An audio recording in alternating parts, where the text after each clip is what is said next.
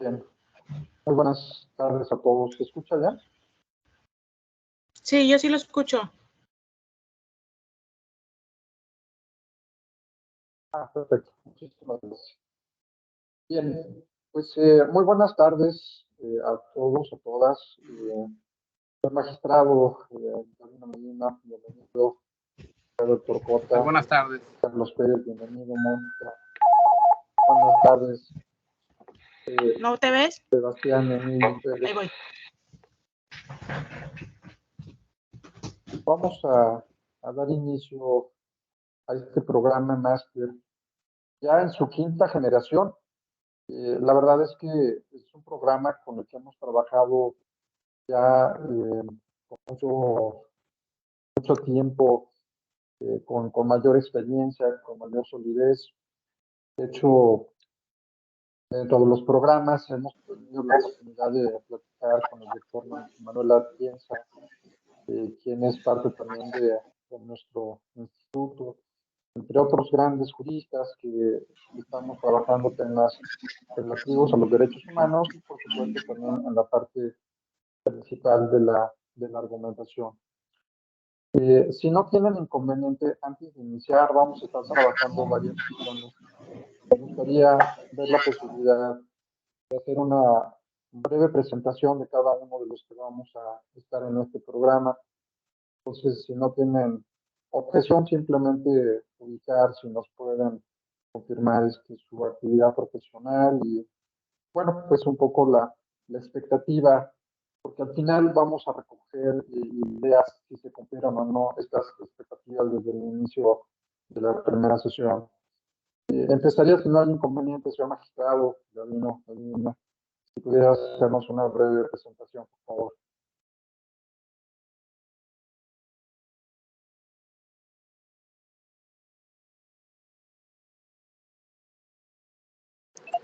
Me estoy adaptando al sonido. ¿Qué es lo que me has comentado, Sergio? Perdón. Sí, magistrado. Nada más estamos para los que vamos a integrar este grupo. Si gusta una breve presentación, pero algo muy breve. Bueno, pues me presento. Yo soy el magistrado Luis Gabino Medina Burgos. Actualmente estoy en Quintana Roo,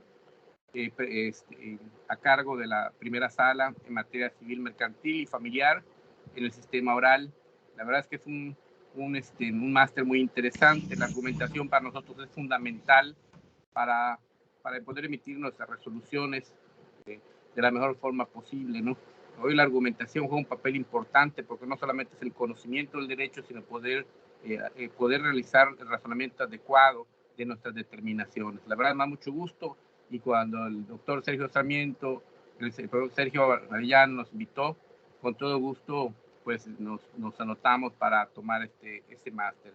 Un gran saludo para todos y la verdad muy contento de estar continuamente capacitándolos. Gracias. Muchas gracias, magistrado. Seguiríamos con las damas. Mónica Ponce, por favor. Bienvenida.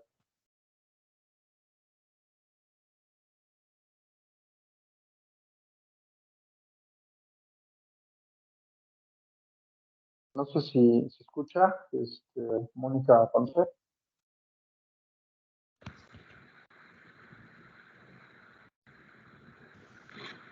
Si pudiera activar su micrófono.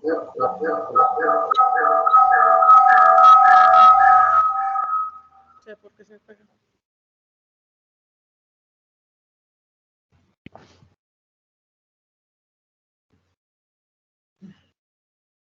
Sí, licenciada Mónica, ¿nos escuchas? Sí, una breve presentación, si fuera tan amable.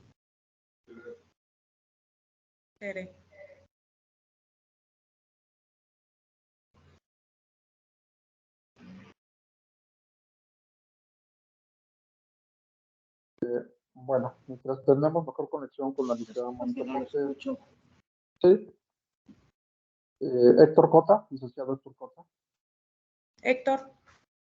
Hola, ¿qué tal? Buenas noches a todos, doctor, a todos los presentes. Sí, mi nombre es Héctor Javier Cota Martínez, su servidor. Mi actividad particular es soy abogado litigante. y pues una apreciación que tengo yo acerca de este máster, pues ahora sí que tratar de comprender, de especializarnos, de tener una mayor visión acerca de esta argumentación jurídica, que es una parte importante en la cuestión de también el foro litigante con la finalidad, ¿verdad?, de exponer de una mejor manera o dar razones acerca de pues todas las situaciones que se nos presentan, ¿verdad? Y en particular las premisas ahí que se van presentando en el día a día y en cada uno de los procesos jurídicos que por ahí formamos parte. Entonces, creo que es una excelente herramienta y un excelente Perfecto. curso que Bien, muy bien. pensamos que vayamos a tomar. Muchísimas gracias, Héctor. Bienvenido. Gracias. No sé si ya tenemos comunicación con Mónica Pérez, Mónica Ponce. Bueno, podemos ver. Es de la Organización Mundial de Sebastián. la Salud, Organismo de Naciones Unidas. Alerta. Bueno, creo que con Sebastián también tenemos un poco de complicación. Bueno, en lo que podemos, inclusive se incorporan algunos otros participantes. Quiero comentarles, como les decía hace un rato, este programa es de la 5ª generación y la verdad estoy muy contentos porque cada día aprendemos más. Y créanme que Realizamos este una programa evaluación de la situación en Gaza gracias a la tregua que se ha logrado firmar. Si pudiéramos tener en silencio los micrófonos, por favor, para que no se vicie la comunicación. Bien, entonces, en este contexto, También han sido utilizados les por los comentaba que hemos civiles trabajado varios monolíticos y lo proyectos, que no uno de ellos, reconoce el a la más Organización importante, Mundial sobre de la dignidad Salud humana, son las enfermedades con el respiratorias. doctor no sé cómo se pone Manuel Atienza. Manuel Atienza está trabajando en un proyecto muy importante sobre lo que es la dignidad humana. De ahí vamos a ver que parten muchos de los proyectos, muchos de los programas muy interesantes en temas de necesito argumentación. pollo, carne, puedes Entiendo, si no, que todos estamos en un foro con estudios en derecho. Entiendo que todos tenemos las bases primarias de la ciencia jurídica.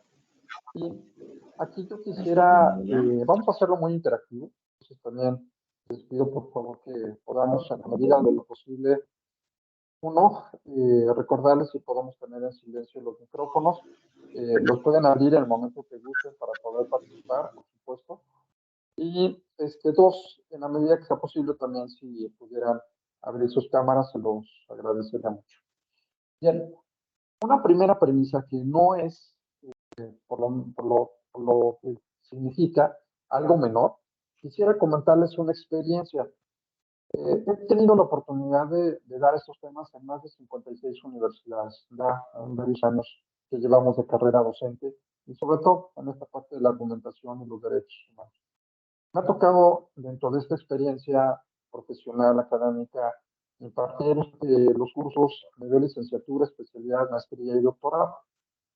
Ya inclusive, ahorita estamos llevando un programa postdoctoral en derechos humanos.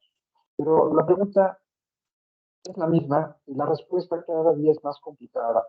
Porque yo quisiera, en un primer momento, como si fuéramos alumnos de primer semestre de la carrera de Derecho, preguntarles qué es el derecho. Y de ahí poder partir sobre premisas que hoy por hoy nos van a transformar totalmente.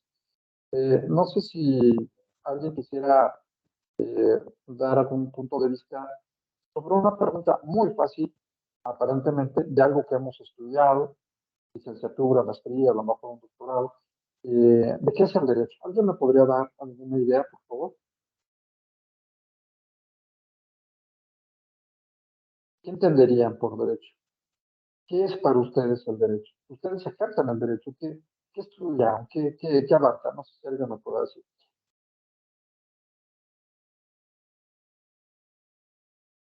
Si no, bueno, como buen profesor, vamos a estar como en la escuela, preguntar ya directamente, pero si hubiera alguna participación voluntaria, nos daría mucho gusto.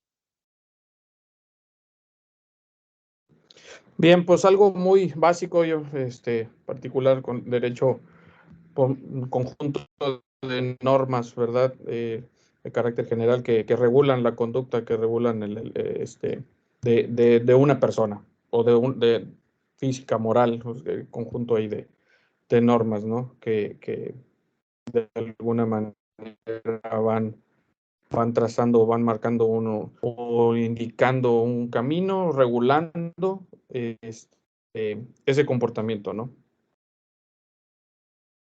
Perfecto. Bueno, sí, muchísimas gracias, Héctor. No sé si alguien más quisiera hacer alguna otra aportación. La idea es, tratemos de entender qué es el derecho. Y repito, no es algo que no tenga relevancia a pesar de los estudios que podamos llegar a tener. ¿Alguna otra apreciación?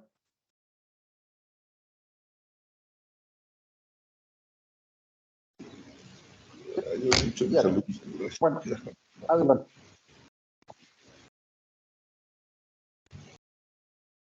Bien. Vamos entonces a plantearnos una idea fundamental, muy importante, que se le han hecho los grandes juristas. En todo mencionar gente que seguramente ustedes habrán escuchado, como no sé, el doctor Ignacio Burgó Orihuela, como el doctor Jorge Carpizo MacGregor. Hoy por hoy, los grandes tratadistas como H.L.A.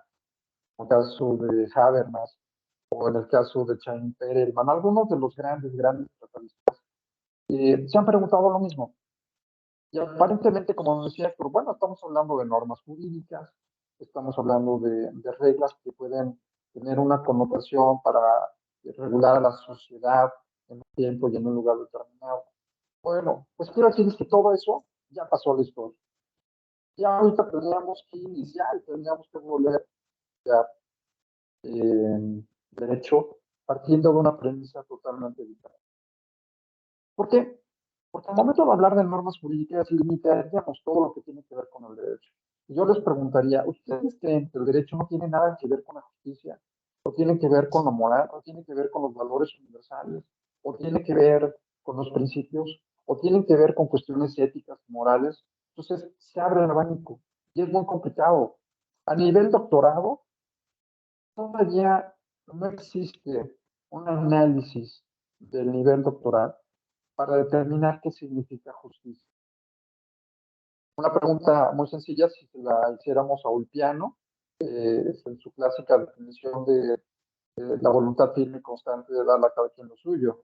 Y yo me pregunto si con eso ya sé qué es justicia. Por supuesto que no, tengo una idea teórica aproximada de lo que podría ser la justicia, pero ¿qué es lo suyo? ¿Quién determina qué es lo suyo? ¿En base a qué se determina qué es lo suyo? Esos son los grandes debates, los grandes dilemas. Y podríamos hablar de muchas cosas, de valores universales, por ejemplo. El derecho ahorita tiene una gran interacción, sobre todo en la parte de los derechos humanos, con los valores universales. Me cuesta mucho trabajo en la academia estar trabajando con estas palabras que difícilmente sabemos cuál es su significado. Respeto, honestidad, responsabilidad, tolerancia, inclusión. Son palabras que parecen ser muy sencillas, pero a ver, explíqueme qué es lo honesto, qué es lo bueno y qué es lo malo, cuál es el parámetro para determinar si una persona realmente es honesta o no es honesta. O sea, son cuestiones filosóficamente muy complicadas. De hecho, les recomiendo mucho el libro de Ética Nicómaco, donde se hace un análisis parte de Aristóteles sobre la connotación solamente de lo que sería la justicia. Entonces, aquí empezamos un poquito en la idea de entender que hoy por hoy la problemática jurídica es muy complicada. Antes, por ejemplo, Eduardo García Maínez, en sus libros de filosofía de introducción, decía lo que Héctor nos comentaba, normas jurídicas, y luego hablaba de la clasificación de las normas jurídicas y demás. Hoy por hoy, cuando se le preguntó a Eduardo García Maínez ya en las últimas etapas de las cátedras que él impartía, respondió que no sabía qué era el derecho. A mí me hubiera gustado porque en un examen doctoral, un examen de doctorado en Derecho, se le preguntó a un sustentante, dígame qué es el derecho. Uno se enojó y se fue. ¿Cómo es posible que me pregunte el derecho? ¿Qué es el derecho? Otro se sintió como diciendo, ¿en serio me está preguntando qué es el derecho? Y empieza con otras normas jurídicas, le digo, señor, usted está reprobado, regrese a su casa, no tiene la condición de ostentar un cargo, una investidura de doctor en derecho si no sabe siquiera qué es lo que es. Bueno, todo esto que les comento va por una simple reflexión que hace el doctor Manuel Atienza, uno de los grandes pilares de la argumentación jurídica en Iberoamérica. Y señalaba algo muy sencillo. Si quieren saber realmente qué es derecho, se limita a dos palabras: argumentación jurídica. En eso se sustenta. Y es por eso que vamos a hablar nosotros de esta base que todos los juristas deben de tener. Hemos insistido que jueces, magistrados, abogados postulantes, litigantes, académicos, investigadores, todos, porque las universidades no imparten este tipo de programas donde se le ayuda al estudiante a pensar, a reflexionar, a analizar, como lo hace la Universidad de Harvard, a resolver casos, tener una metodología de racionalidad, de pensamiento, de análisis, de crítica.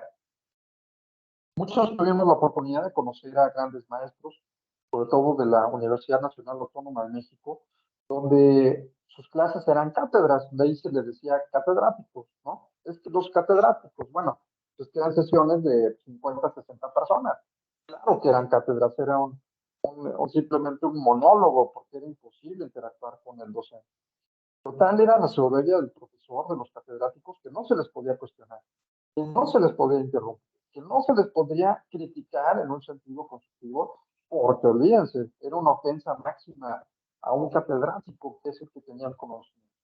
Hoy por hoy se cuestiona, se critica, se estimula a una reflexión que permita llegar a nuevas conclusiones a través de estas herramientas que vamos a ver. La argumentación para entender y sustentar, comprender, aplicar los derechos humanos. Tenemos que irnos con la base primaria. Platicaba con una magistrada hace unos días y señalaba que hoy por hoy los programas donde se imparta algún tipo de asignatura para conocimiento del derecho necesariamente tienen que tener previamente una base de derechos humanos. Quien no tenga una base de derechos humanos no puede ser un buen civilista, un buen laboralista, un buen penalista, un buen juzgador, un buen abogado corporativo. No puede ser porque no tiene la base. Y los derechos humanos, lo vamos a ver, están en todas las áreas, no solamente en el ámbito penal, que es donde normalmente la gente piensa que temas de presos y temas de tortura. No, estamos hablando de los derechos humanos, por ejemplo, en el ámbito mercantil, temas de usura, en el ámbito familiar, en el ámbito laboral, en el ámbito de la democracia, en el voto, en el medio ambiente, en cuestiones políticas, en cuestiones familiares, en todo, absolutamente en todo, podemos poner ejemplos de derechos humanos, de este conocimiento primario que debemos de tener todos. Pero quien nos enseña derechos humanos o quien imparte estas ideas, lo ve todavía muy bajo el rubro constitucionalista. Vamos a aplicar la Constitución y con esto estamos aplicando derechos humanos. Vamos a poner casos en los que no. Tenemos que ir más allá de la Constitución. Tenemos que interpretar, tenemos que argumentar, tenemos que saber pensar. De eso se trata este programa. De que ustedes tengan las herramientas primarias de reflexionar, de entender, de criticar, de cuestionar. Y ojalá en estas sesiones podamos tener esa posibilidad de enriquecernos con la experiencia de cada uno de los participantes y que esto nos lleve al final a aplicarlo como una herramienta útil en el día a día en nuestras labores profesionales. Entonces, retomo. Vamos a hablar de la argumentación para poder entender qué son y cómo aplicar y cómo proteger los derechos humanos. Vamos a empezar desde el paso número 1, desde lo más importante. Bien, para poder entender lo que estamos hablando, tenemos que aplicar la racionalidad. La racionalidad, el arte de utilizar la razón. Y este razonamiento, si ustedes se acuerdan, desde sus clases de filosofía, el hombre por su propia naturaleza es un ser racional, porque tiene razón, porque piensa, porque tiene el don de razonar y de pensar. Para este efecto, todos tenemos esta capacidad, pero no la desarrollamos. No llevamos un proceso que nos permita darle un potencial a nuestros pensamientos que nos generen verdaderamente llegar a resultados indubitables, resultados que no puedan cuestionar. Les puedo decir que los grandes debates que se han dado, por ejemplo, que si la pena de muerte sí o no, que si el aborto sí o no, que si los matrimonios igualitarios sí o no, estos temas ya han trillado, tienen respuesta. Y no es que nos inclinemos en favor o en contra, apliquemos la argumentación y vamos a tener finalmente la conclusión del resultado. Para la parte de la racionalidad, les recomiendo mucho el discurso del método de René Descartes. Les recomiendo mucho a René Descartes.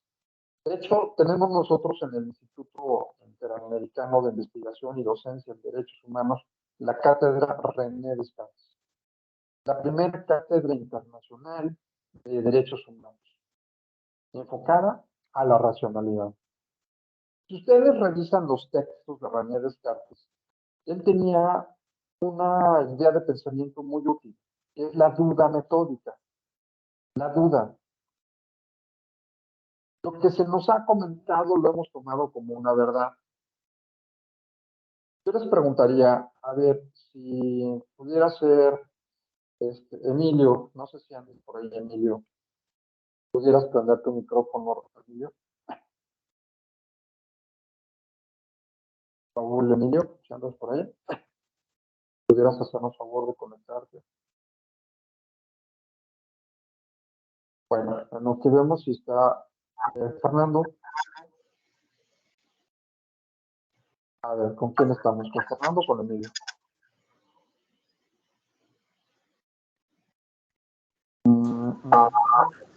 Sí, buenas Sí, noches. cualquiera Habla Fernando. buenas noches.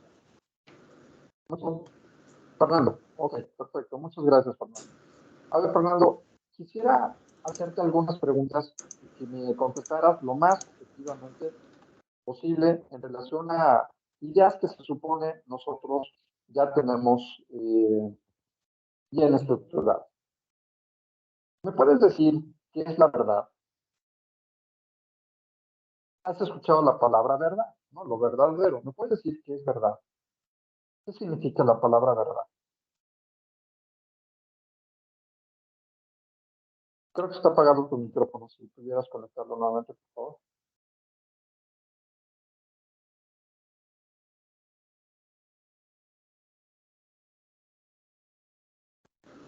¿Me escuchan? Sí, perfecto. Ok, Muy sí. bien. ¿Qué es la verdad, Fernando? La verdad es todo, es el reflejo de nuestro pensamiento o de todo aquello que consideramos que es acertado hasta cierto punto.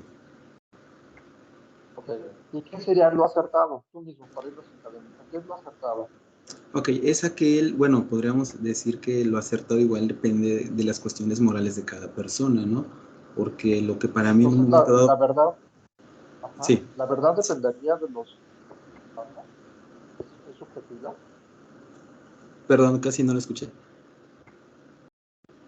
La verdad sería subjetiva. Hasta cierto punto sí, porque, bueno, de lo poco que he estudiado acerca de la verdad, se dice que no hay verdades absolutas. Todo es conocimiento que se va transformando con el paso del tiempo. Perfecto. Muy bien. Muy bien, Fernando, muchas gracias. Bueno, O este sea, tipo de preguntas que estamos haciendo son de una total reflexión muy, muy complicada. Porque efectivamente, la verdad es algo que no se puede dudar, ¿no? Nadie puede dudar. Por ejemplo, Dios existe. Algunos me dirán, claro, Dios existe, es verdadero que Dios existe. Pero otras personas dirán, no, no es cierto, Dios no existe, nunca lo he visto, ¿no?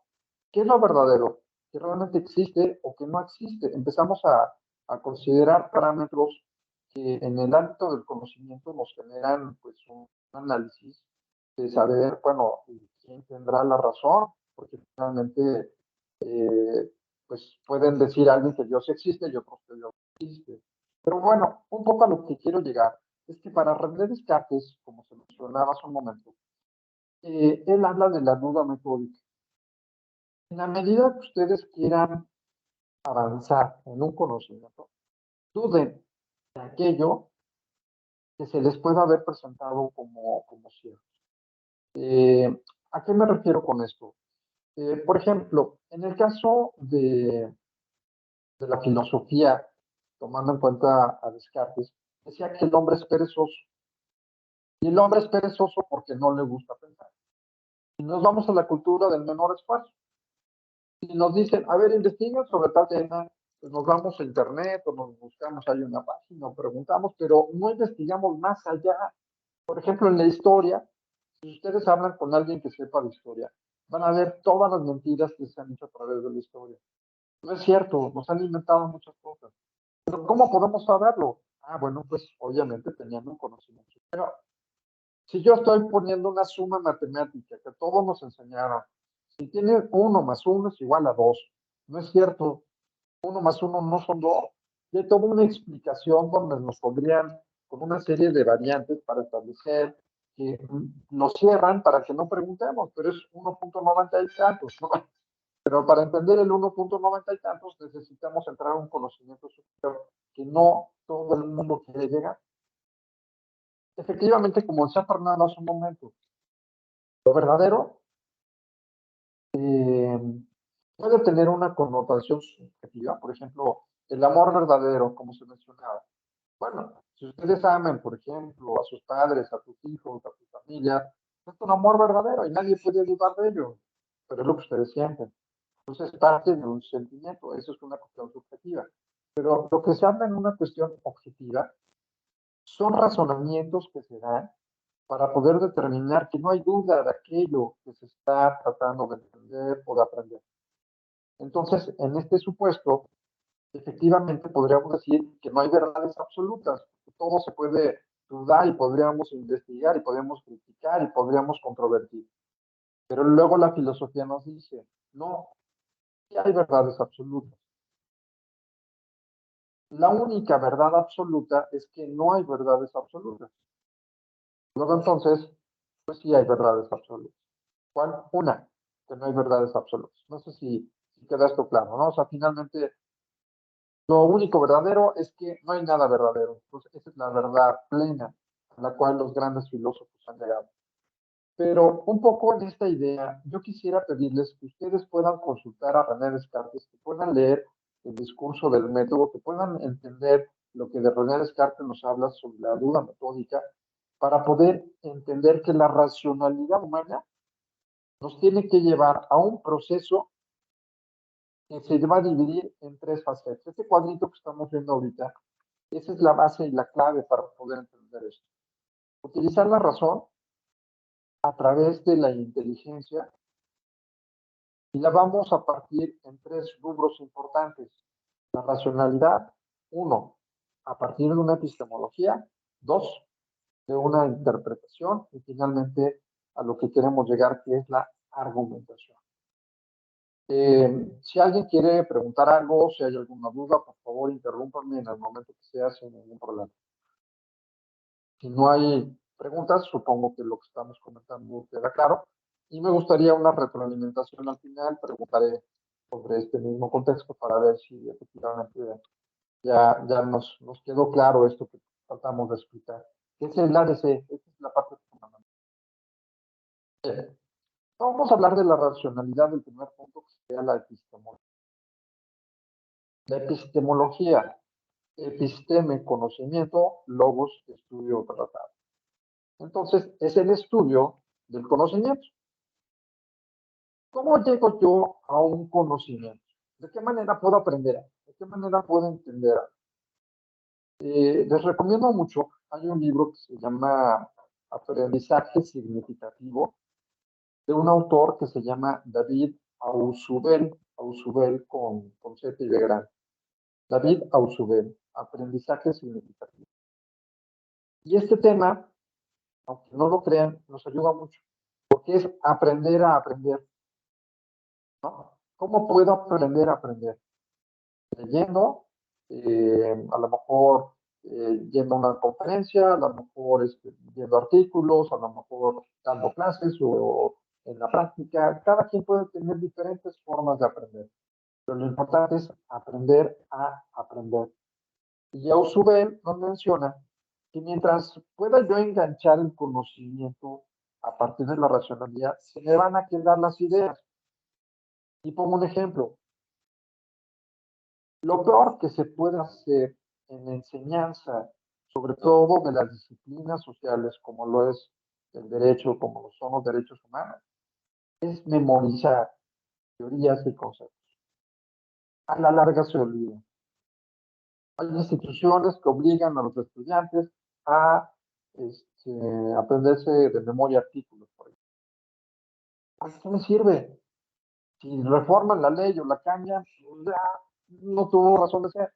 Mejor enséñame a pensar, enséñame a razonar, enséñame a resolver problemas.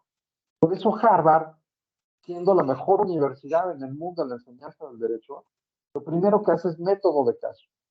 Te recomiendo el método de caso. Vamos a resolver mañana un homicidio. ¿Qué pasó con un homicidio? Pero no hemos llevado nada para entender siquiera algo de penal o algo sobre los... No sé nada. Bueno, entonces yo tengo que buscar desde qué es un homicidio. Tengo que buscar en este caso, pues, cuál es las consecuencias, por qué alguien pudiera caer en este supuesto.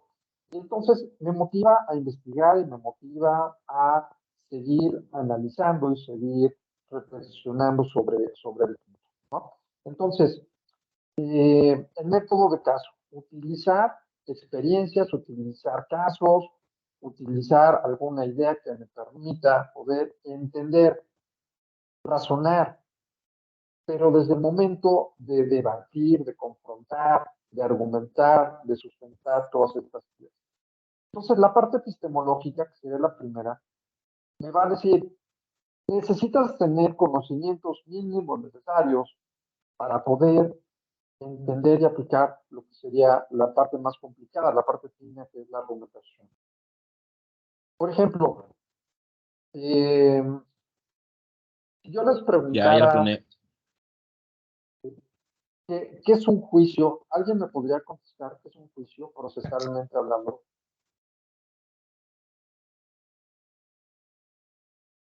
¿Quién me puede decir qué es un juicio procesalmente hablando? ¿Alguien sabrá? Vamos a iniciar un juicio. El juicio de fulano, ¿qué entendemos procesalmente hablando? En un lenguaje técnico jurídico, ¿qué entenderíamos como un juicio?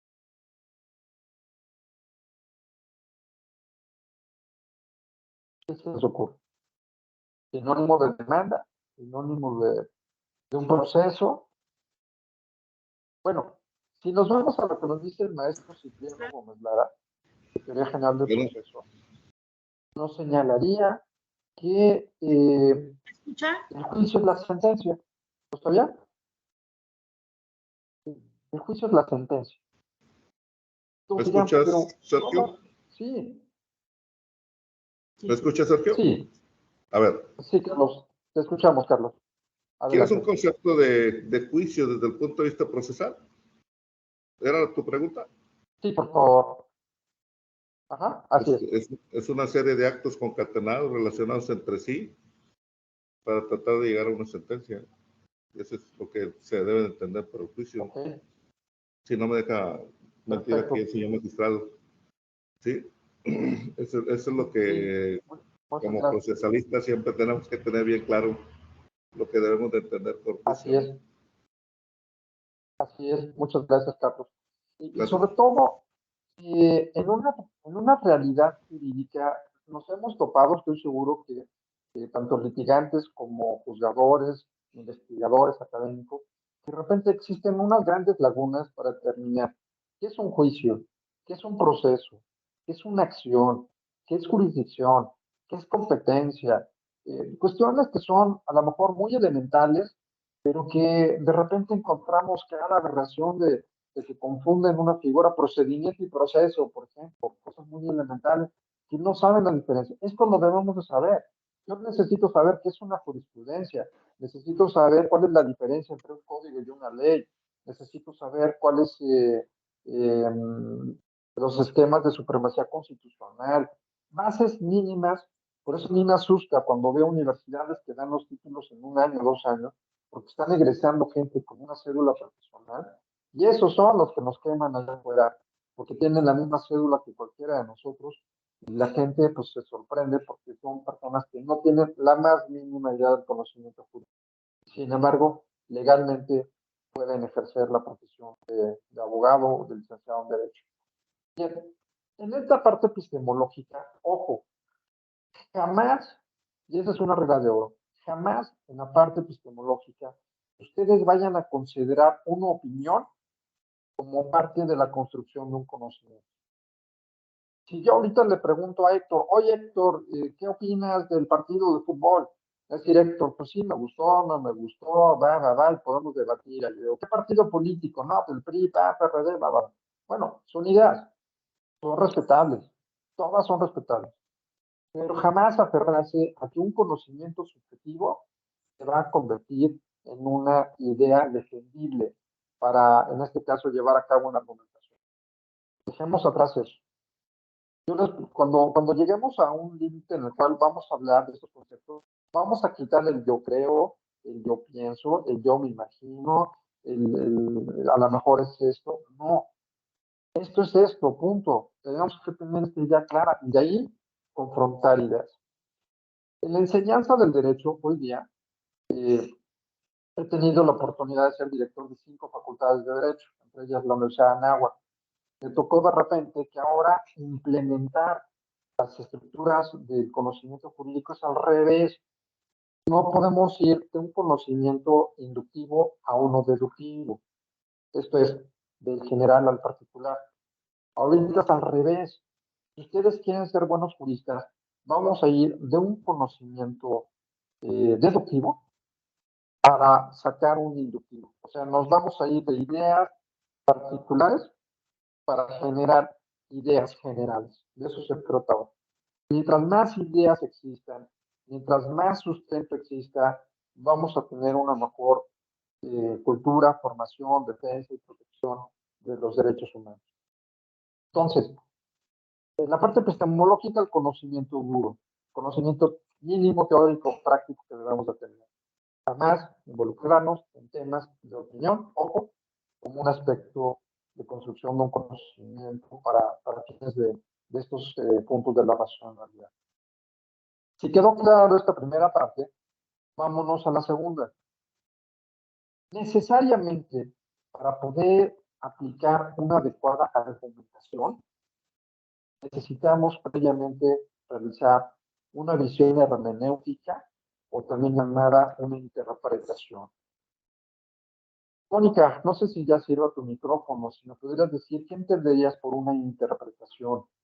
No eras tan amable.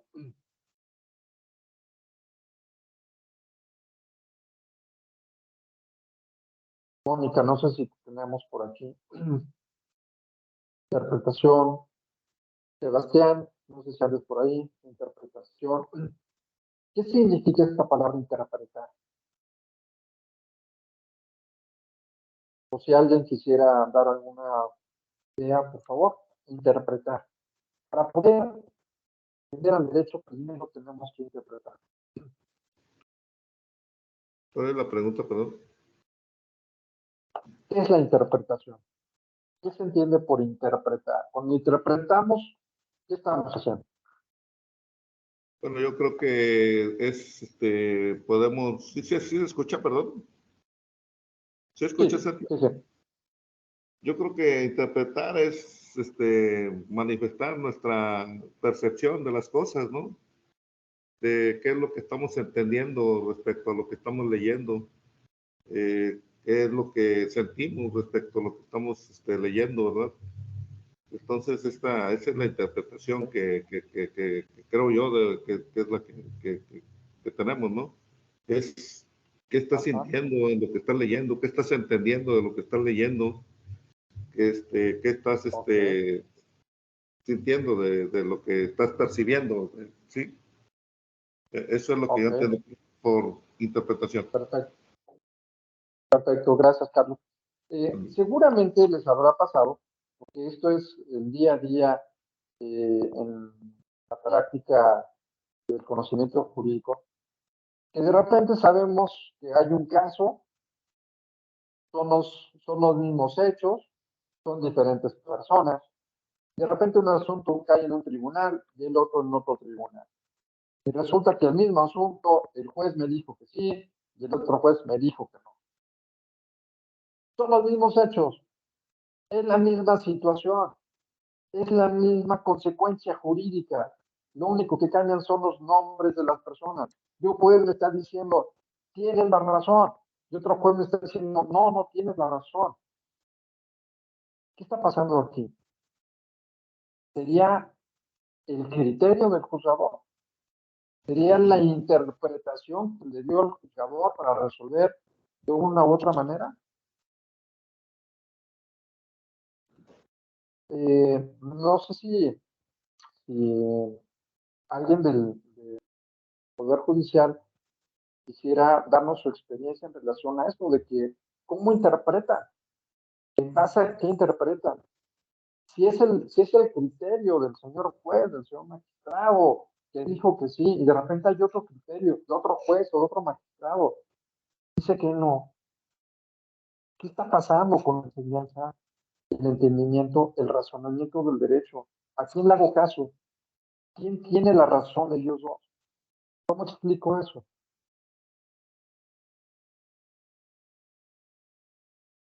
No es fácil, ¿verdad? Normalmente es que es el criterio del juez. Fíjate, O es que Sergio, así lo pensó el juez, o es que este juez tiene otras ideas. Sergio, Sí.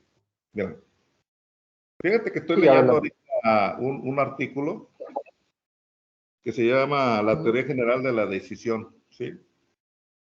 De un profesor Tarufo, ¿sí? Que lo dio en un congreso muy bueno. que lo dio en un Congreso Internacional de Derecho Procesal de 1972. Ahí más o menos el profesor nos dice el por qué muchas veces pasa lo que tú estás diciendo, ¿verdad? En el sentido de que para ti esta es una decisión correcta y para ti esta es otra decisión correcta y ambas decisiones son contradictorias, ¿verdad? Que muchas veces se está dando en los tribunales, ¿no? Y bueno, se da mucho en los tribunales y luego ya está la cuestión de la jurisprudencia por contradicción, ¿no? Entonces este profesor decía que eso se daba en base a un razonamiento decisional, o sea, qué es lo que se está basando desde allá en la época él dice que desde la época allá de Italia, nos dice que el juez le dan la libertad para irse sobre las premisas, y en un momento dado, dependiendo de lo que ellos están entendiendo, pues están argumentando por qué llegan a esa decisión. Entonces, está muy interesante este artículo.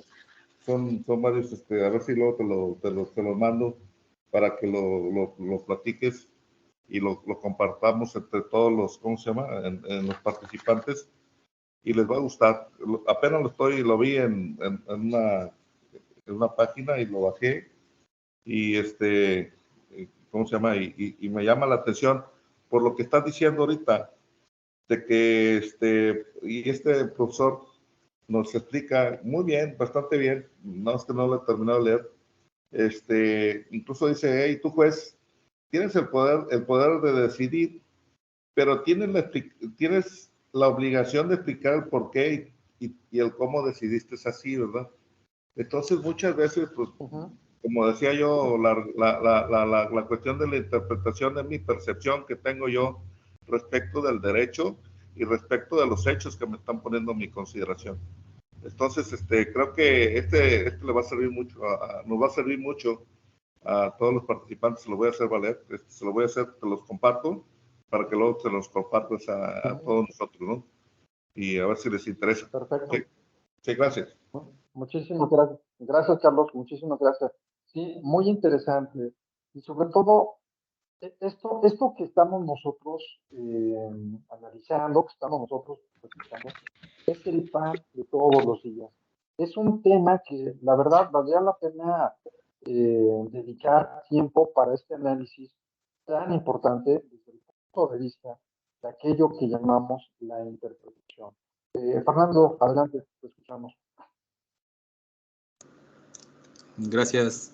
Sí, mire, en relación a lo que comentaba el compañero que dio su punto de vista, igual quisiera señalar algo al respecto, ¿no? Y de antemano, muchas gracias si nos llega a compartir el documento.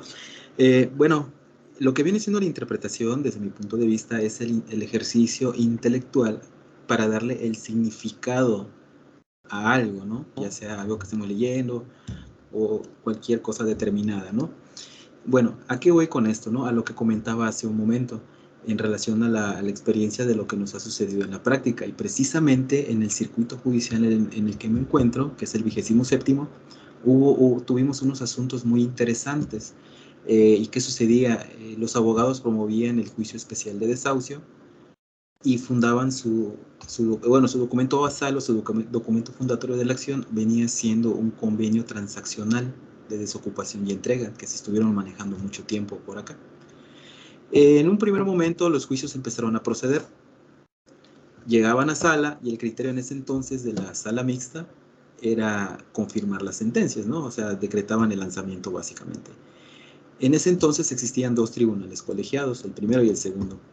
Se empezaron a ventilar los asuntos vía amparo directo y en un primer momento el primer tribunal colegiado dijo, hey, un momentito, el convenio transaccional no reviste la naturaleza de un contrato de arrendamiento y concedían el amparo para efectos de revocar la sentencia en apelación y declarar improcedente lo que venía siendo la acción principal.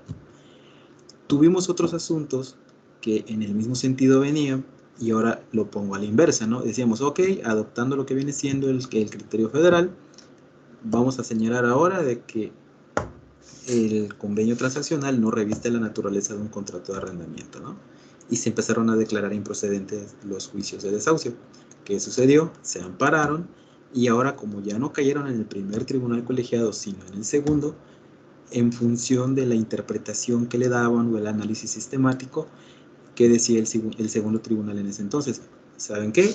La voluntad de las partes es esta y como tal reviste la naturaleza de un contrato de arrendamiento y el desahucio debe proceder. ¿Qué sucedió? Que nos quedamos en la disyuntiva, como al final de cuentas solo éramos una sala de apelación, decíamos, bueno, ¿y qué vamos a hacer? Porque ya todo dependía del criterio del tribunal colegiado en el que cayera el asunto, ¿no? Por cuestión de turno ya caía en el primero, segundo, entonces se estuvo suscitando en varios expedientes y ahí ya dependía básicamente del colegiado en el que cayera el asunto, porque lo que para uno podía ser algo blanco, para el otro tribunal colegiado ya era en un momento dado de color gris. Así hasta que ya los abogados entendieron y dejaron de estar promoviendo, fundándose en convenios transaccionales de desocupación y entrega y ya presentaban contratos de arrendamiento como tal. ¿A qué va mi comentario? A lo que decía hace un momento, ¿no? De la cuestión de la interpretación que le puede dar, digamos, una persona en un momento dado. Gracias. Muchísimas gracias, Fernando. Sí, efectivamente nos abres mucho la brecha para abonar a este punto que, repito, es fundamental.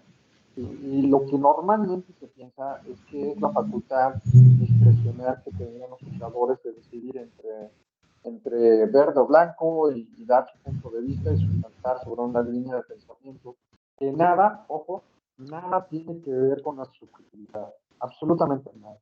Entonces, interpretar es desentrañar el sentido de aquello que nosotros tendríamos que sustentar en un argumento, pero tenemos que interpretar. ¿Cuáles son nuestros mecanismos ordinarios de interpretación?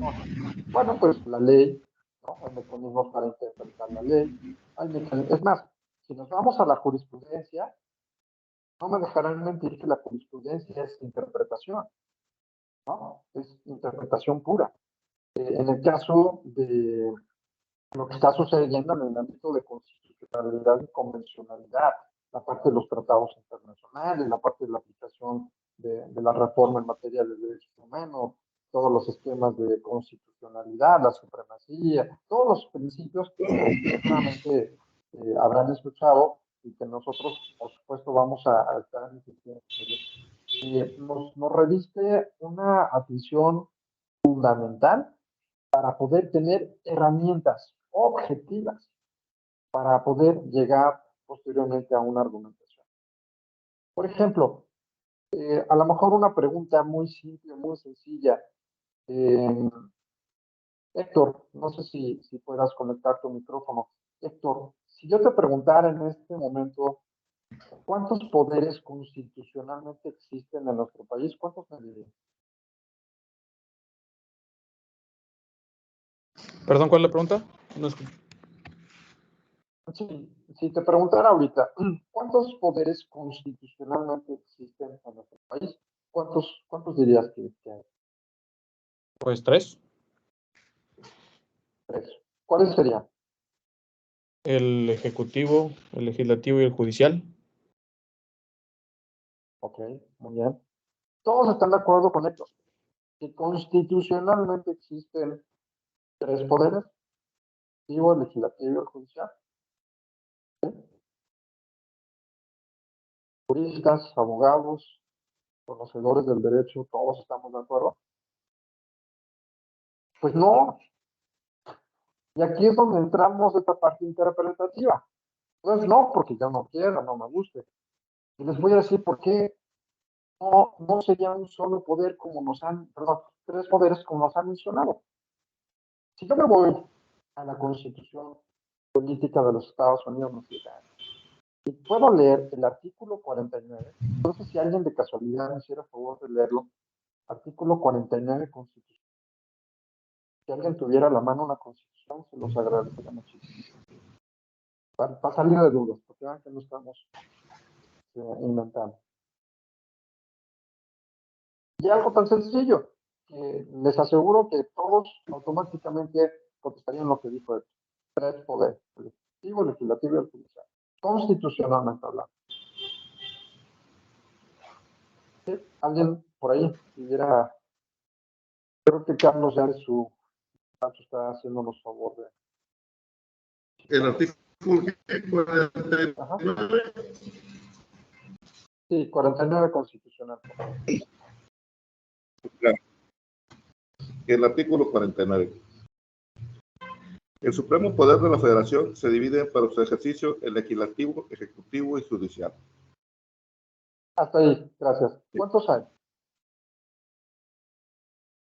Legislativo, ejecutivo y judicial. Me dice que el supremo tribunal de poder de la Federación, pues es uno, ¿no? Bueno, es uno solo. Sí. El poder supremo de la Federación se divide para su ejercicio en ejecutivo, legislativo y judicial. Es uno solo que se divide en 3. Entonces, no son 3, ¿no? Ojo, ¿cuál es el razonamiento que estamos dando ahorita? Artículo 49 de la Constitución, que al momento de leerlo, estamos haciendo una interpretación gramatical, una interpretación constitucional, en la cual se señala el poder supremo. Es uno. 33, 33, 33. Y luego, bueno, ya, en otros artículos habla de un montón de tonterías, porque habla del Supremo Poder Ejecutivo, y bueno, otras cosas por ahí medio raras, que ya es técnica legislativa de nuestros diputados y diputadas y senadores y demás. Pero bueno, en el tema concretamente de interpretar, y esto les comento, porque hablando con el abogado defensor Juan Velázquez, que habrán escuchado poco de él como defensor en el ámbito penal, decía, en un expediente de 10,000 páginas, gané un asunto por una palabra. ¿Se imaginan la magnitud de lo que estamos hablando? Un expediente, 10,000 páginas, una palabra, cambió radicalmente el sentido de una resolución, de una interpretación. es amarillo, es verde, es azul. Necesito yo tener esta idea y entonces, fíjense, ya estoy sacando una herramienta, una constitucional. Ahora, si yo les preguntaría, oigan, y de facto, de hecho, ¿cuántos poderes existen en México? Pues yo creo que diríamos, bueno, pues realmente el presidente, ¿no? El ejecutivo es el único que hay. Subordina desgraciadamente a todos los demás. No, desde el punto de vista político, desde el punto de vista táctico, desde el punto de vista político. Pero si nos vamos a un ámbito exclusivamente constitucional, ahorita ya le estoy diciendo algo que a lo mejor desde nuestras clases de civismo y luego licenciatura y bla, bla, bla, bla, nos dijeron, no tres poderes, no señores, reformen la constitución, es uno solo, el poder supremo. Con esto yo tengo un razonamiento diferente y puedo llegar a debatir y con alguien y decirle, a ver, léete el artículo 49, no es lo que yo opino, no es lo que yo pienso, no es lo que yo considero. Estoy dando un elemento que me permite a mí demostrarte que esto es de esta manera, ¿no? Perdón. Entonces, interpretar es desentrañar. Segundo tema de la interpretación. No sé si ustedes se han imaginado, pero ahorita la parte del razonamiento jurídico y al final la cereza del pastel, que es la argumentación, parte de la creatividad de los juristas. ¿Qué tan creativos son? ¿Qué tan astutos son? ¿Qué tan inteligentes son? Por eso hablamos de racionalidad. Por eso, por ejemplo, en los exámenes que yo hago en el doctorado principalmente, a lo mejor licenciatura en maestría no, pero en doctorado, es un libro abierto. De repente me dicen, ay, qué fácil, usted es el libro abierto. Y son los más difíciles. Porque no te voy a preguntar conceptos, te voy a preguntar razonamiento. Y trae tu constitución, y trae tu computadora, y las leyes, y lo que tú quieras. Si eso te ayuda, qué bueno. Pero mi pregunta es más tu sentido racional. Y así es la práctica jurídica. No me digan que les van a esconder los códigos y la computadora y la jurisprudencia y todo eso para que trabajen. Al contrario, son herramientas fundamentales. Así es como deberíamos enseñar a las nuevas generaciones. Saquen lo que quieran, pero razonen y resuelvan. Bueno, con esta interpretación que les comento, se hace el primer paso fundamental para entender lo que estamos comentando. No es un criterio subjetivo, no es lo que opina un juez, un magistrado, un ministro, no es lo que Dios opina. Tenemos que partir de elementos objetivos, desentrañando el sentido de lo que tiene que ser. ¿Cuál es el límite de la interpretación? La que ustedes le pongan. Seguramente ustedes habrán elaborado demandas, sentencias, resoluciones, amparos, recursos, alegatos, no sé cuántas cosas más.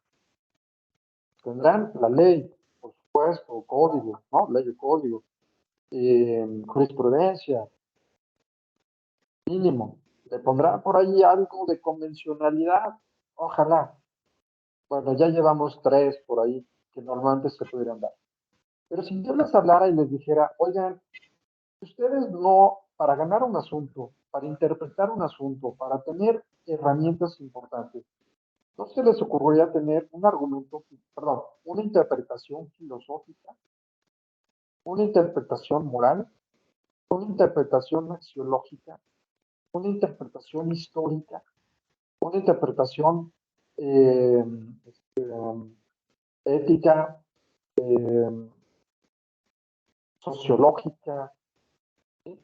Dirán, bueno, ¿y esto qué tiene que ver si estamos haciendo sustentos de validez jurídica para entender que son derechos humanos, para sustentar una demanda, para sustentar un argumento, una sentencia, un amparo? Bueno, les voy a poner un ejemplo. Bueno, me voy a saltar a la tercera y ahorita me regreso. La segunda. Bien. En esta lámina 3, si están viendo, vamos a hablar de vida, por ejemplo. Hagan de cuenta que estamos hablando del tema del aborto, que estamos hablando del tema de la eutanasia, estamos hablando principalmente en esos dos, que la vida es muy controversial. ¿Me pueden ustedes pueden percibir que la idea de vida puede tener muchas connotaciones, vida humana, que la vida humana puede ser considerada de una manera desde el punto de vista de la religión. La vida puede tener una connotación diferente desde el punto de vista de la filosofía, otra desde el punto de vista de la medicina, otro desde el punto de vista del derecho. Por poner un ejemplo, si ustedes le preguntan a un abogado, así de los clásicos positivistas, oye, dime qué es vida. Ah, bueno, pues es que el Código Civil menciona y las características, entonces tiene la condición de vida, hasta en tanto no exista pacientemente un acta que lo convalide del registro civil, como que ya ha dejado de ser un sujeto de derecho a obligación. El Código Civil dice un montón de tonterías, tanto los locales como el federal, de que habla de que deben de vivir 24 horas o más, de que habla que deben de ser registrados previamente ante el registro civil, que deben de nacer vivos y viables. Entonces mi duda es, si eso dice el Código Civil, un ser concebido, no nacido, ¿es persona? Sí, señores. A la luz del derecho internacional de los derechos humanos, vida humana es desde el momento de la concepción. Vida humana. Entonces el Código Civil, que es una legislación secundaria, dice, es que debe de vivir 24 horas o más, o presentado al registro, a nacer vivo, primero, nacer vivo, ser presentado ante el registro civil, o, en este caso, vivir 24 horas o más. Bueno, ¿y qué les gustaría pensar si es un ser que nació vivo y tiene 3 horas de nacido, y lo mato? Una persona, según el Código Civil, no reúne los requisitos de una persona, entonces no me pueden sancionar. ¿Me explico? Ante lo que dice, las tonterías, perdón que lo diga, las tonterías que dice el Código Civil. Me voy, inclusive estamos trabajando nosotros para que vean esa presencia en el instituto para proponer y armonizar las legislaciones secundarias al marco del régimen de los derechos humanos. Están utilizando legislación secundaria que viola la Constitución, que viola los derechos humanos, que viola los principios de la sociedad. ¿Y por qué lo siguen aplicando? Pues porque el código, la ley, el reglamento siguen hablando un montón de tonterías. La gente no sabe que están violando derechos humanos y pues hay una ignorancia excesiva del tema. ¿Quién va a tener los mejores argumentos? El que convenza que por encima de una legislación secundaria, por encima de un reglamento, de un código, siempre van a estar los derechos humanos, siempre. Siempre vamos a tener un marco de constitucionalidad, un marco de convencionalidad, armonizando todo esto, y vamos a controvertir código penal, código civil, ley del trabajo, código familiar, lo que sea, porque están yendo en contra de los principios elementales de los derechos humanos. Entonces, en el caso, por ejemplo, de vida, díganme si en el caso de la eutanasia, un ser que tiene una enfermedad terminal, que está postrado en una cama, que tiene un respirador automático, que tiene vida vegetativa, díganme si eso es digno. Díganme si realmente está vivo. Si nos vamos a la luz de los grandes filósofos, Platón, Aristóteles, Sócrates, todos ellos van a decir que no, vida es trascendencia, vida es felicidad, ¿no? Por lo tanto, esta persona, filosóficamente hablando, no está viva, aunque tenga un corazón latiendo. Si ustedes le preguntan a un médico, claro que está vivo, pues tiene el corazón latiendo. Si le preguntan a un abogado, no, pues es que pues, todavía no se ha muerto porque no hay acta de difunción. Le preguntan, en este caso, a un sacerdote, hasta que Dios decida, ¿no? Somos criaturas de Dios y es más, para la religión, la vida empieza después de la muerte, ¿no? Para los católicos, vida es, hay que morir para vivir, ¿no? Como lo menciona la Biblia. Entonces, díganme si son mecanismos interpretativos para entender lo que es vida. A mí me cuesta mucho trabajo. Participamos en consejos de bioética y participamos en consejos de arbitraje médico, temas de salud y medicina, todos esos temas éticos. Me cuesta mucho trabajo hacerle entender juzgadores, fiscales, abogados litigantes, autoridades. En el caso concreto, vamos a hablar al final de la ponderación de derechos. Eso ya es uno de los temas finales, pero, por ejemplo, en el caso de los testigos de Jehová, si ustedes estudian un poco sobre lo que son los testigos de Jehová, van a ver lo importante que es para ellos su religión. A ellos no se les puede transfundir sangre. No pueden. ¿Qué pasaría si un médico tiene que atender a un testigo de Jehová y le tiene que transfundir sangre? Y si no le pone esa transfusión, se muere. ¿Cuál sería la consecuencia lógica? Pues cometió un homicidio, negligencia médica, van a sancionar al médico. Ojo, ponderación de derechos, la libertad de credo religioso, por supuesto que también tiene un sustento al igual que la vida. Estaba vivo o va a vivir sabiendo que le transfundieron sangre cuando su religión no le permite, es como estar muerto en vida.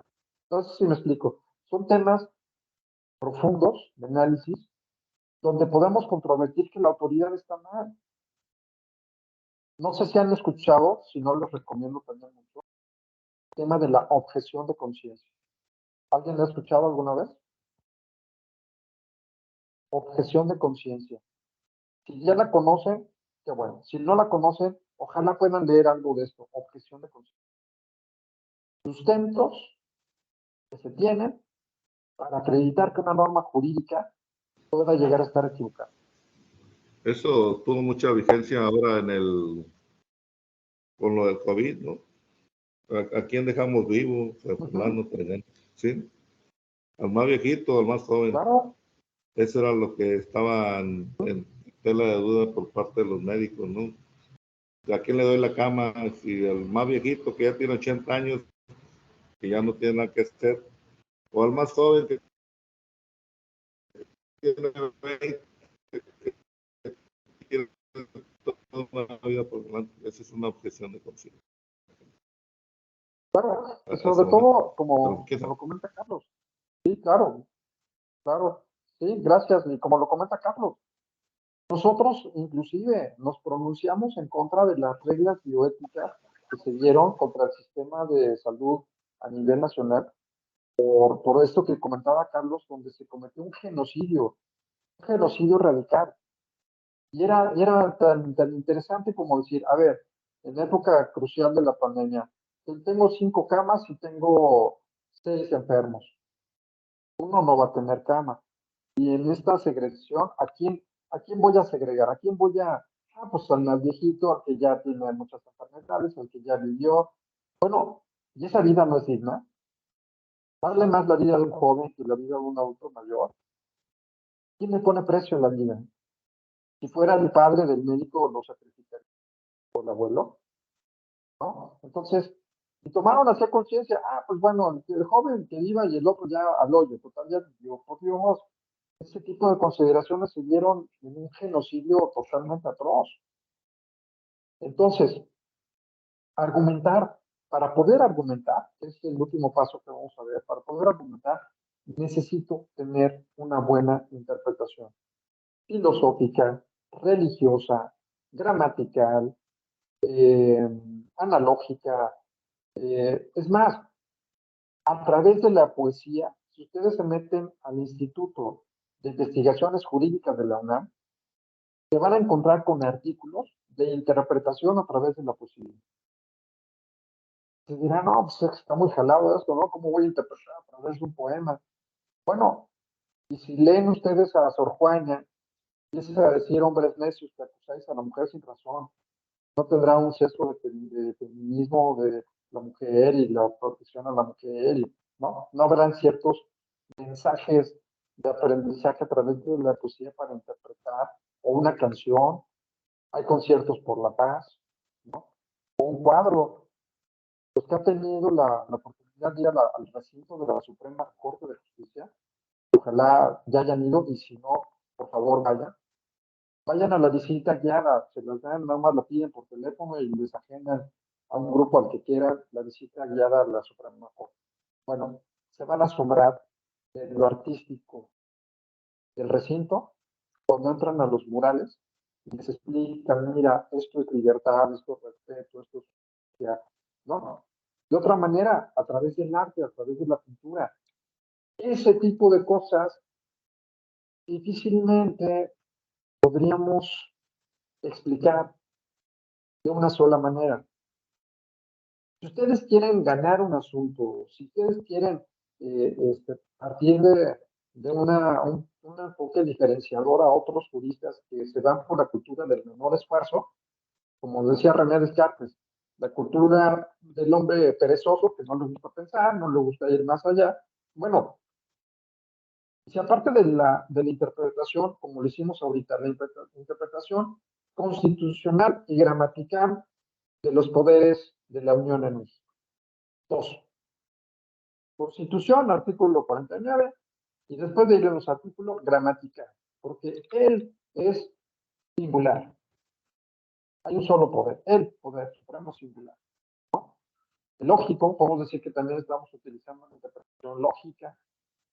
¿Sí? Y si me voy a un libro, por ejemplo, si me voy a estudiar a Héctor Fixamudio y leo su libro de Derecho Constitucional, y Fixamudio habla de que existe un solo poder dividido en tres, entonces ya tengo otra interpretación. Tengo la interpretación constitucional, tengo la interpretación gramatical, tengo la interpretación doctrinal. ¿Pero a quién? Pues no voy a poner a TV y novelas, estoy poniendo el tratado de uno de los grandes constitucionalistas como Fix Fierro, como Fixamudio, como Carpizo, como Ignacio Burgoa, el constitucionalista Eduardo Ferrer, quien ustedes quieran, que en su libro, siendo expertos en la materia de la doctrina, nos dan luz para interpretar que tengo la razón en este punto de vista que quiero sustentar para llegar a una adecuada realidad. ¿No? Puedo irme también a una cuestión ética. ¿Qué me dice la ética en relación a esto? ¿Qué me dice la historia? Hacer un parámetro histórico. Esto pasó, por ejemplo, el tema de familia. La adopción simple y la adopción plena. En el caso de la adopción simple, estaba ya totalmente muerta en los códigos civiles en los estados. ¿Por qué? Porque era una violación a los derechos humanos. Había en algunos estados que todavía lo contemplaban. Bueno, con esta interpretación se dice, mira, todos estos estados están en contra de la adopción simple. ¿Por qué no le radicas tu estado que no has hecho esta modificación? Y entonces vieron que efectivamente estaban cometiendo una grave equivocación al no contemplar, obviamente, pues los elementos que violaban tajantemente de derechos humanos. No sé si en esta parte de interpretación existe alguna pregunta, alguna duda. ¿No? ¿Todo bien? Bueno, si no hay preguntas, entonces, si se fijan, aquí yo puedo interpretar con el Génesis, una interpretación religiosa, donde habla de cuándo se formó el hombre y demás, o se puede hablar de una interpretación filosófica de vida, ¿no? Vida humana, ¿qué es que Ortega y Gasset, que nos habla sobre la vida humana? Es una realidad extraña, trascendencia, felicidad, emociones. Todo esto es un aspecto de análisis que nos dice la medicina, que nos dicen otras áreas del conocimiento para podernos adentrar realmente en lo que sería parte de estos elementos que estamos tratando de mencionar, ¿no? ¿Preguntas o dudas sobre interpretación? ¿No? Aquí está, por ejemplo, esta parte de lo que nos dice los códigos a nivel nacional. ¿Quién es una persona, vida humana? Ah, bueno, el que nace vivo 24 horas o más, el que está instinto, el que tiene capacidad de goce, etcétera, etcétera. Bien, sin duda me voy a para dejarlos un poquito en la parte inicial de lo que es la argumentación. Ya pasamos de la racionalidad, hablamos de la epistemología, de la interpretación, vamos a hablar de la argumentación. Algo muy importante, esto por favor considérenlo como una situación de análisis fundamental. Para poder aplicar la racionalidad de pensamiento, necesito tener este conocimiento básico de ideas teóricas, dogmáticas en la epistemología. Necesito hacer una interpretación, pero ojo, para pasar a la argumentación, es el toque final. Si yo interpreto y me quedo en la interpretación, no tiene ninguna validez. La interpretación me abre la posibilidad de poder llegar a la argumentación. Y entonces, aquí en la parte de la argumentación, ya es el sustento. La argumentación es el paso posterior de la interpretación. Es darle validez al razonamiento, resolver situaciones jurídicas concretas, resolver enigmas jurídicos. De eso se trata la argumentación. Entonces, me regreso al ejemplo que puse hace un momento. Tenemos un dilema. ¿Cuántos poderes constitucionalmente existen en México? Bueno, opinión, no, pues son 3, o son 2, o son 1, y luego ponen que INE, los organismos autónomos, y luego que a Pati Chapoy, que también es muy inteligente, ¿no? Y ponen ahí un montón de cosas alrededor.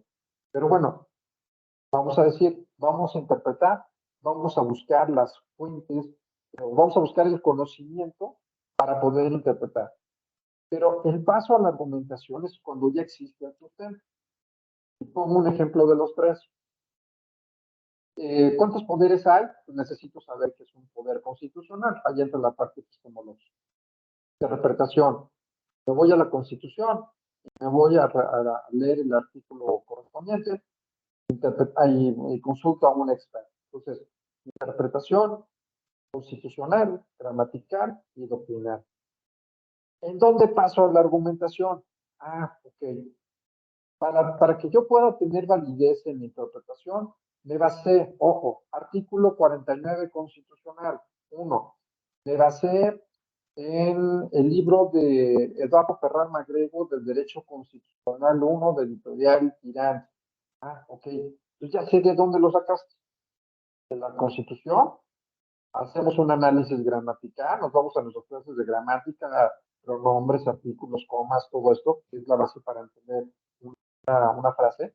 Entonces tenemos el argumento, perdón, tenemos la interpretación que ya se convierte en un argumento. ¿De dónde sacas? ¿Cómo me justificas la interpretación que estás dando? Aquí está mi argumento, que es el sustento. Artículo 49 constitucional. La gramática que me habla de que él es un singular, ya hago todo un análisis gramatical. Y posteriormente, si gustan leer la página número 384 del libro de Derecho Constitucional de Eduardo Ferrer, donde el investigador del Instituto de Investigaciones Jurídicas de la UNAM, expresidente de la Corte Interamericana de Derechos Humanos, reafirma que esta teoría es perfectamente válida. No sé si me explico. Ya entramos a dar el sustento, reafirmar la interpretación para que tenga esta validez. ¿Sí? Este es el primer paso que tenemos que dar. Utilizar la razón, tener una base epistemológica, tener una buena interpretación ilimitada. Ustedes pueden interpretar como que quieran, repito, con la Biblia, con el Corán, con un libro de historia, con el diccionario, puede haber una interpretación, ¿cómo se llama? A través de la etimología o el significado de las palabras, analógica, en fin, no hay límite de la creatividad para que ustedes puedan interpretar. Y para que esa interpretación tenga validez, siempre den el argumento con el sustento adecuado. Esa es la primera regla de oro que se hace mínimamente, ¿no? No, pues en el capítulo de una demanda donde ponen el fundamento del derecho. ¿En qué te fundas? Pues en el artículo tal y tal y tal del Código Penal. Ok, ya estás dando un argumento jurídico. Pero uno de 50 o de 60 o de 70. Nos limitamos a 2 o 3. ¿Quién va a ganar? Que era lo que les comentaba hace un rato. La interpretación y la argumentación que da un juzgador, o que da un abogado, que da más partes, un fiscal, o lo que sea, le dieron 3. Yo le estoy dando 40. ¿A quién creen que le van a hacer caso? ¿No? Si estoy dando un conocimiento mucho más sólido. ¿Qué necesito en argumentación? Lograr esa adhesión, fortalecer persuadir, convencer, justificar. Estos son los verbos fundamentales de la argumentación. ¿Quién debe fortalecer las partes en un proceso?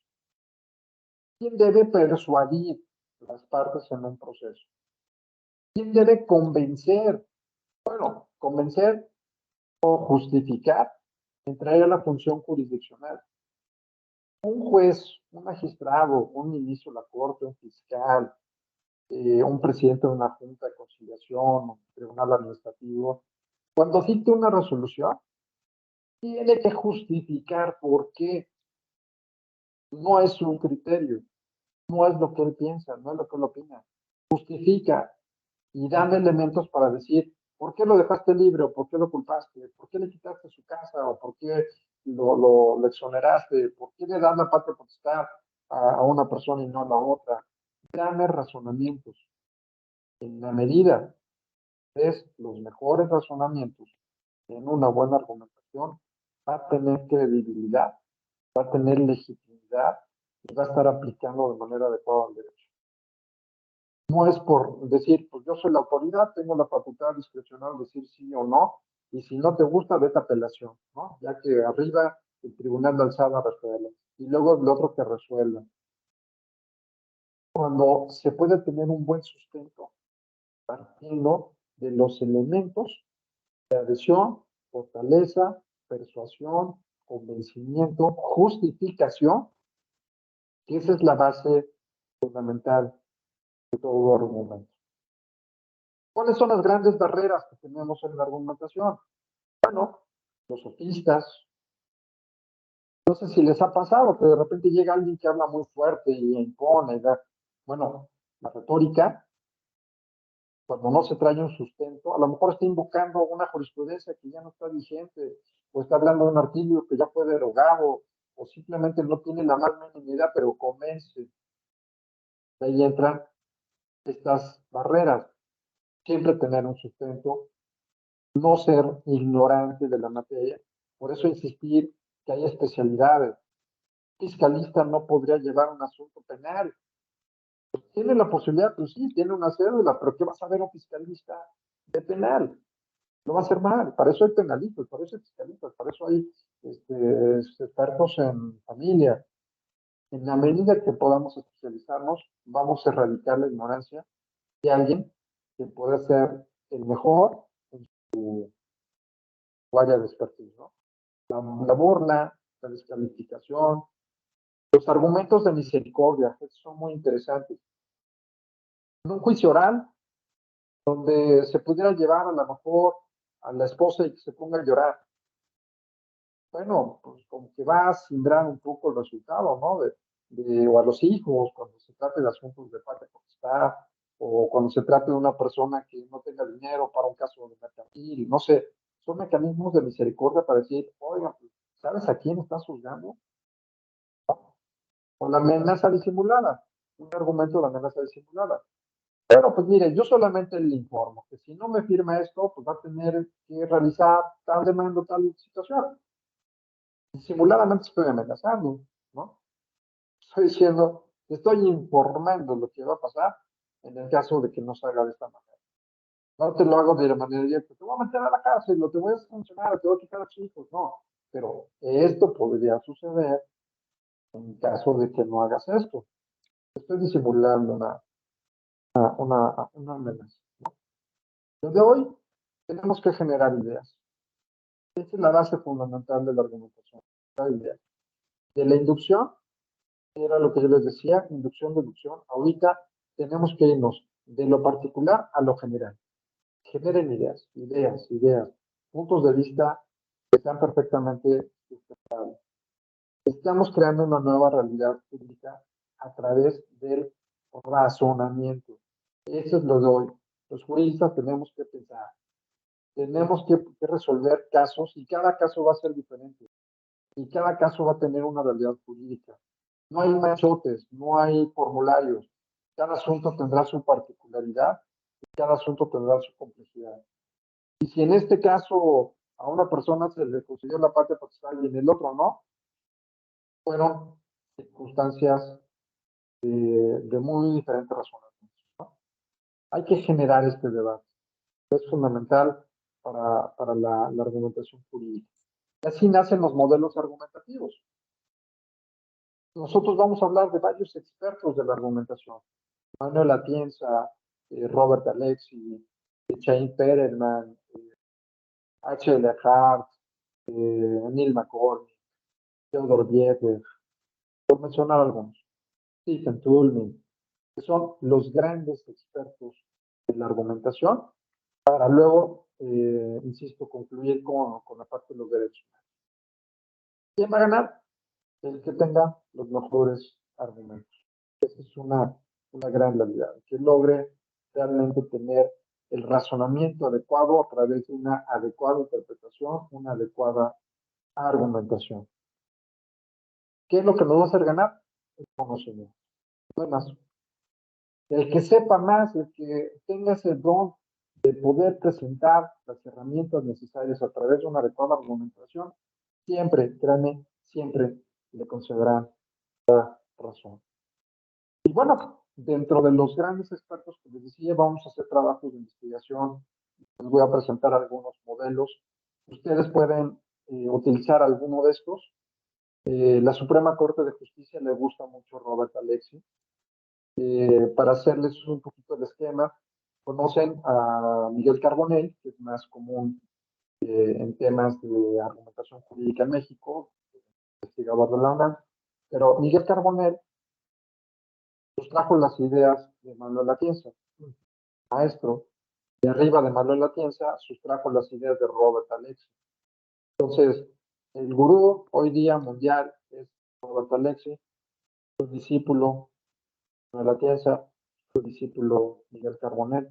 Y hay otros a nivel internacional, como les decía, McCormick, Hart, los propios filósofos. Les recomiendo muchísimo el juicio a Sócrates. Si tienen la oportunidad de leerlo o de verlo en videos de YouTube, una tarde que tengan por ahí un poquito de espacio, vean, son 3 o 4 videos de la argumentación del juicio a Sócrates.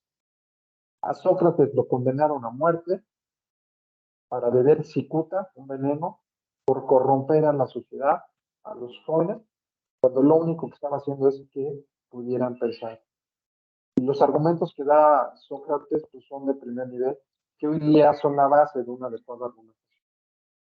No se digan Jürgen Habermas o Theodor Bieber, que son de los grandes pensadores de todos estos temas de reflexión, de análisis, de racionalidad. Y sobre todo, insisto, de la parte de la argumentación para entender de lo que estamos hablando en materia de derechos humanos. Bien, pues no sé si tengan alguna duda, alguna pregunta, para cerrar nuestra sesión de esta tarde. Sí, Claudia, adelante. Yo creo que por la hora le dejamos aquí. Yo creo que por la hora le dejamos, ¿no? Porque ya son las 8:30.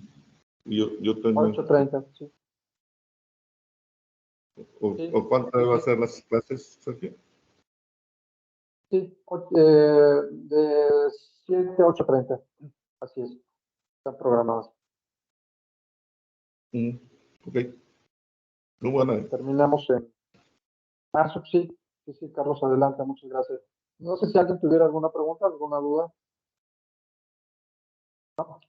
En el grupo de WhatsApp les voy a estar haciendo llegar el material complementario, lecturas que puedan fortalecer lo que estamos viendo y sobre todo también mandarles para poder discutir las siguientes sesiones en las cuales pues ya puedan tener algún material para poder discutir ya algunos otros temas más específicos.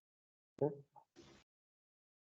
Si no hay ningún otro punto por tratar, pues les agradezco mucho su atención, que pasen muy buenas noches y nos conectamos la siguiente semana.